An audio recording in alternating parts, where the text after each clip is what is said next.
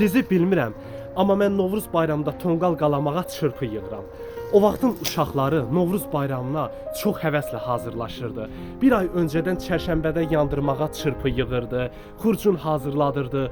Bütün qohumlar, qonşular arasında daha isti münasibət və səmimiyyət var idi. İllər keçdikcə qonşular arasında olan o səmimiyyət, qohumlar arasında olan o isti bağ, münasibət get-gedə soyuyur. Oğul, qazancına qənaət eylə. Qohum da yad olur, var olmayanda. Ən yaxın qonşular uzaqdan keçir, taleyin bəxtinə yar olmayanda.